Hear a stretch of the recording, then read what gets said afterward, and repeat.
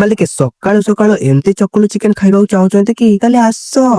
मालिके सकाळु सकाळु आमे धन बाबूर मोर पेट्रोल पकई चली आइथिलु जाजपुर रो फेमस बरहमपुर स्टाइल चिकेन चकुली खाइबा पे। तो भाई हमर सेठी चकुली करे पूरा व्यस्त आ दुकान भिड़ पूरा अलगा प्रकार आ भाईंकर चकुली करे स्टाइल टोटल अलगा। आमे ऑर्डर कर देथिलु 2 प्लेट आ भाई हमर गरम गरम चिकेन सहित 2टा चकुली देकी स्पेशल मसला पके की लंका गोटे देकी हम हाथ को बढ़े देले। आ आमे को संभाली पारुछु आ एते आसिलान दे चलो टेस्ट कर दवा टिके चलो।